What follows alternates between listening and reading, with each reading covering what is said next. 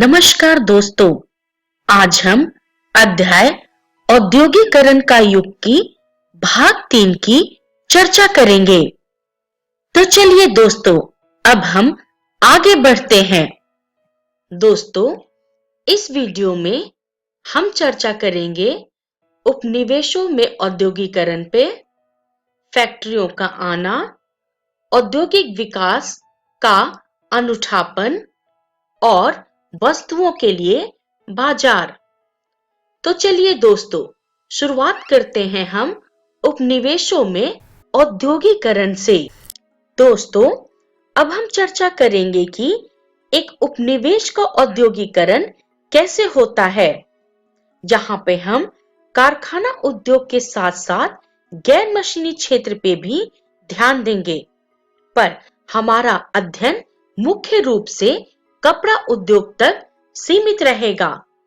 तो चलिए शुरुआत करते हैं भारतीय कपड़े का युग मशीनीकरण से। दोस्तों, मशीन उद्योग के युग से पहले अंतरराष्ट्रीय कपड़ा बाजार में भारत के रेशमी और सूती उत्पादों का ही दबदबा रहता था, अर्थात ज्यादातर रहता था। दोस्तों, कई देशों में मोटे कपास का उत्पादन किया जाता था, लेकिन भारत में पैदा होने वाला कपास महीन किस्म का था। दोस्तों, आर्मेनियाई और फारसी व्यापारी पंजाब से अफगानिस्तान, पूर्वी फारस और मध्य एशिया के रास्ते यहाँ की चीजें ले जाया करते थे। वो यहाँ से बने महीन कपड़ों के थान ऊंट की पीठ पे लादकर पश्चिमोत्तर सीमा से पहाड़ी दर्रों और रेगिस्तान के पार ले जाया करते थे। चलिए दोस्तों, अब हम आगे बढ़ते हैं। आगे बढ़ते हुए हम अपनी चर्चा उपनिवेशों में औद्योगिकरण पे जारी रखते हुए भारतीय कपड़े का युग, निर्यात व्यापार, भारतीय व्यापार और बैंकर पे चर्चा करेंगे। दोस्तों, निर्यात व्यापार के इस नेटवर्क में बहुत सारे भारतीय व्यापारी और बैंकर सक्रिय थे। वे उत्पादन में पैसा लगाते थे, चीजों को लेकर जाते थे और निर्यातकों को पहुंचाते थे। दोस्तों, ये सौदागर बुनकरों को पेशगी देते थे और बदले में उनके तैयार कपड़े खरीदते थे और उसे बंदरगाह तक पहुंचाते थे।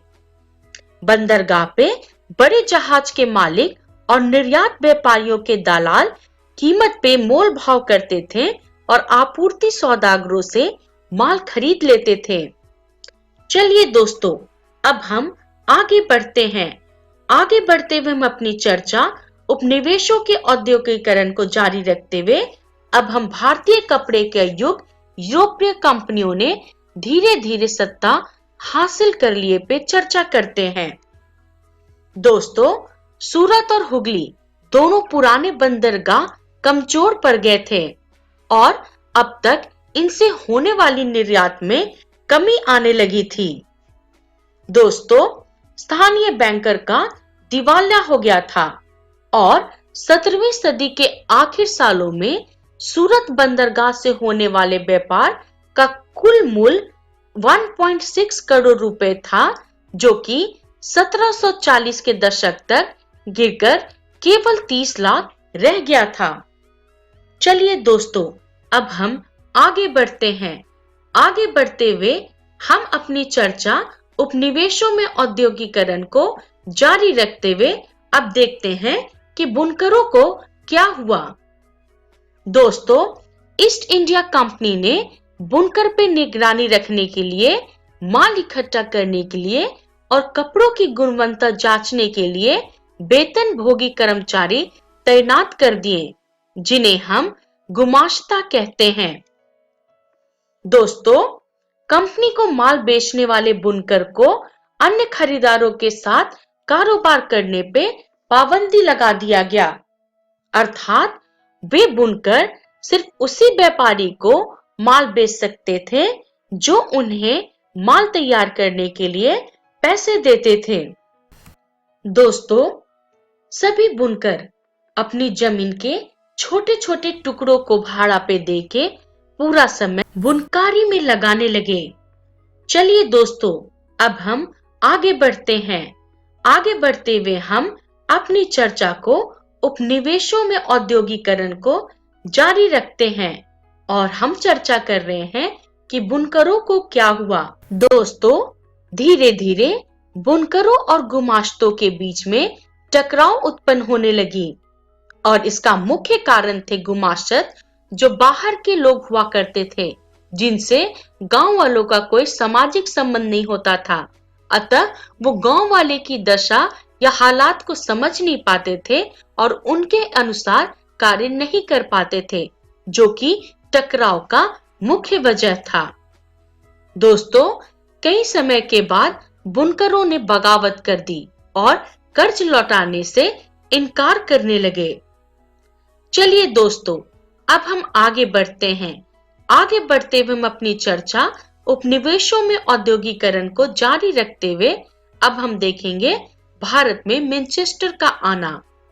दोस्तों, सन 1811 और 12 में सूती माल का हिस्सा निर्यात में 33% था, जो 1850 में घटकर मात्र 3% रह गया। और दोस्तों, 19वीं सदी की शुरुआत में ब्रिटेन के वस्त्र उत्पादों के निर्यात में वृद्धि हुई, जिसके कारण सन 1850 तक आते आते सूती का आयात भारतीय आयात में 31% हो चुका था और 1877 में 50% से ऊपर चला गया। चलिए दोस्तों, अब हम आगे बढ़ते हैं। आगे बढ़ते हुए हम अपनी चर्चा उपनिवेशों में औद्योगिकरण को जारी रखते हुए हम भारत में मैनचेस्टर के आने पे चर्चा करते हैं। दोस्तों, 1850 के दशक तक देश के ज्यादातर बुनकर इलाकों में गिरावट और बेकारी दिखी गई और 1860 के दशक में बुनकरों के सामने यह नई समस्या खड़ी हो गई कि उन्हें कपास मिल नहीं पा रही थी।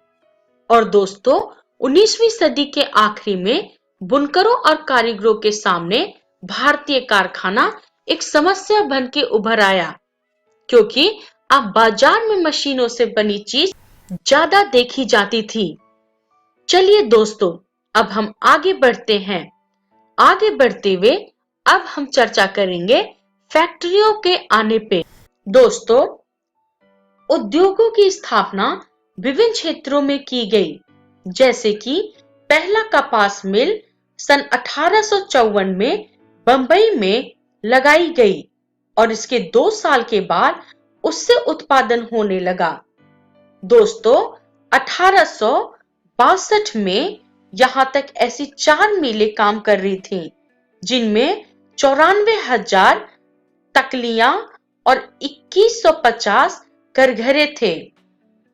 दोस्तों, उसी समय बंगाल में जूट मिल भी खुलने लगी और वहां देश की पहली जूट सन 1855 में और दूसरी 7 साल बाद 1862 में चालू की। दोस्तों, उत्तरी भारत में एलिगन मिल 1807 के दशक में कानपुर में खुली और 1874 में मद्रास में पहली कताई और बुनाई मिल खोली गई। चलिए दोस्तों, अब हम आगे बढ़ते हैं। आगे बढ़ते हुए हम अपनी चर्चा फैक्ट्रियों के आना पे जारी रखते हैं।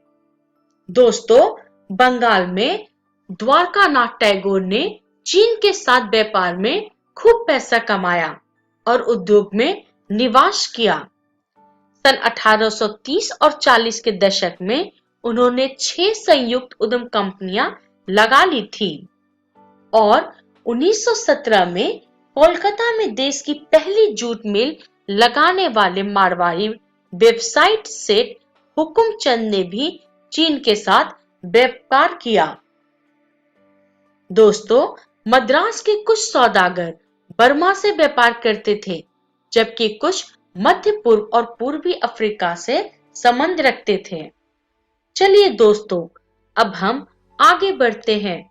आगे बढ़ते हुए हम अपनी चर्चा फैक्ट्रियों के आना पे जारी रखते हैं। दोस्तों, अब हम देखेंगे कि मजदूर कहां से आए। दोस्तों, सन 1901 में भारतीय फैक्ट्रियों में 5,84,000 मजदूर काम करते थे, जो कि सन 1946 में बढ़ के 24,36,000 हो गई थी और ज्यादातर मजदूर आसपास के जिलों से आते थे।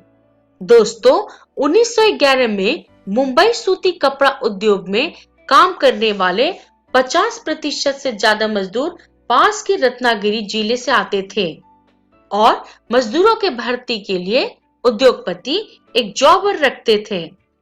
चलिए दोस्तों, अब हम आगे बढ़ते हैं।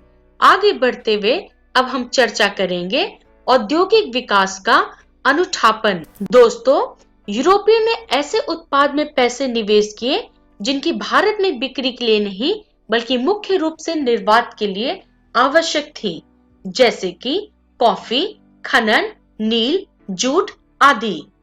और 1960 के बाद भेजे जाने वाले भारतीय धागों के निर्यात में कमी आने लगी और 1900 से 1912 के बीच में भारत में सूती कपड़े का उत्पादन दुगना हो गया और अब भारतीय कारखानों ने युद्ध की जरूरतों के लिए सामान की आपूर्ति करना चालू कर दिए। चलिए दोस्तों, अब हम आगे बढ़ते हैं। आगे बढ़ते हुए हम औद्योगिक विकास के अनुठापन पे चर्चा को जारी रखते हैं और अब हम देखेंगे लघु उद्योग की बहुतायत। दोस्तों, अधिकांश उद्योग बंगाल और मुंबई में स्थित थे, जैसे कि 65% और कारखानों में कुल औद्योगिक श्रम का एक छोटा हिस्सा काम करता था। इस समय फ्लाइट शटल के उपयोग से हस्तकला में वृद्धि हुई। चलिए दोस्तों, अब हम आगे बढ़ते हुए वस्तुओं के लिए बाजार पे चर्चा करेंगे। दोस्तों, मैनचेस्टर के उद्योगपति कपड़ों पे लेबल लगा के उन्हें बेचा करते थे, जिससे खरीदारों को कंपनी का नाम तथा उसके उत्पादन की जगह पता चल सके। इस लेबल ने भारतीय भगवान और देवी देवताओं की छवि को बहुत खूबसूरती से चित्रित किया जाता था। कृष्ण या सरस्वती की तस्वीरों का फायदा ये होता था कि विदेशों में बनी चीज भी भारतीयों को अपना सा लगती थी। चलिए दोस्तों, अब हम आगे बढ़ते हैं। आगे बढ़ते हुए हम वस्तुओं के लिए बाजार पे चर्चा को जारी रखते हैं। दोस्तों, निर्माता ने अपने उत्पादकों को लोकप्रिय करने के लिए कैलेंडर भी छपवाए और जब भारतीय निर्माताओं ने विज्ञापन बनाए तो उसमें राष्ट्रवादी संदेश साफ दिखाई पड़ते थे। विज्ञापन स्वदेशी के राष्ट्रवादी संदेश का एक वाहन बन गया। चलिए दोस्तों, अब हम आगे बढ़ते हैं और चर्चा करते हैं कि इस वीडियो में हमने क्या-क्या सीखा। इस वीडियो में हमने सीखा उपनिवेशों में औद्योगिकरण, फैक्ट्रियों का आना, औद्योगिक विकास का अनुठापन, वस्तुओं के लिए बाजार और रेफरेंस है इतिहास कक्षा 10 की पाठ्य पुस्तक। और दोस्तों, अगली वीडियो में हम प्रश्न उत्तर हल करेंगे। तब तक के लिए धन्यवाद।